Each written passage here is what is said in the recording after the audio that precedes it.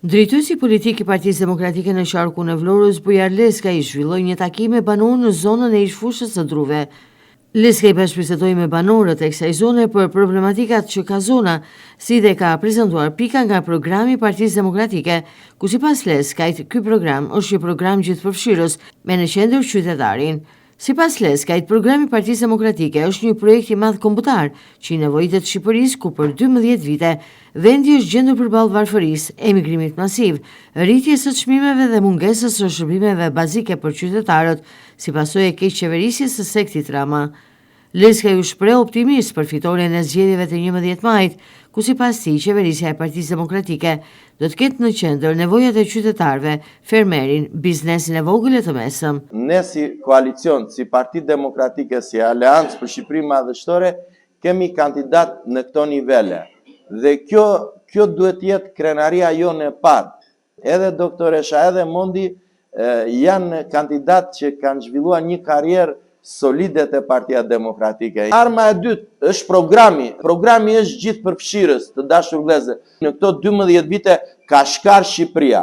Ka shkar Shqipëria, kanë shkar programe qeveritare dhe për herë të parë vendoset theksi tek qytetari, tek interesat e qytetarit të thjesht, të fermerit, të pensionistit, të personave me aftësi të kufizuara, të personave vulnerabël. Dhe jo më kot, ne kemi zgjedhur që në fillim do vendosi minimumin jetik 200 euro, po automatikisht me këtë minimum jetik shkon pensioni 200 euro në veçanti për prindrit të afërmit tanë që kanë punuar në ish kooperativat bujqësore dhe sot pensionin mund ta marrin 90.000 lekë të vjetra, ka dhe 80.000. Dhe pjesën tjetër ne i ngrëm 20% dhe do vazhdojmë me këto.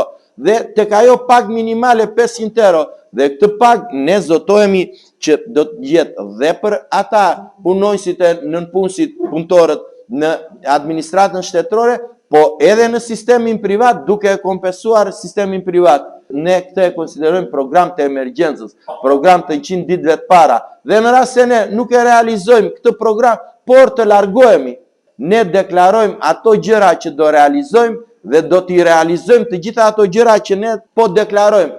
Programi i Partisë Demokratike nuk është thjesht programi një partie politike. Programi i Partisë Demokratike është një projekt i madh kombëtar që sot më shumë se kur i nevojitet Shqipërisë. Ne i kërkojmë votat për Partinë Demokratike, për njëshin, se jemi njësha, për Aleancën për Shqipërinë Madhështore dhe i kërkojmë për fëmijët tanë. Kandidatja për deputete Nada Daulja, e cila është edhe mjeke në profesion, në takimin që pati me banorët e zonës së fushës së Druve, paraqiti tek ata pika nga programi i Partisë Demokratike për shëndetësinë. Ajo paraqiti pika nga programi i Partisë Demokratike, ku ka theksuar se në qendër të këtij programi është pacienti.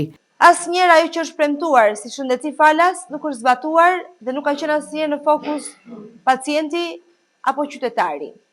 Ne zotohemi që mbas 11 majit, me ardhjen e Partisë Demokratike në pushtet, e cila ka një plan shumë të mirë zbatuar, të bazuar në programin e Partisë Demokratike për shëndetësinë, do të ketë në fokus pacientin, i cili do të ketë shumë të mira të perceptueshme dhe shumë të mira në favor të shëndetit dhe cilësisë jetës së tij.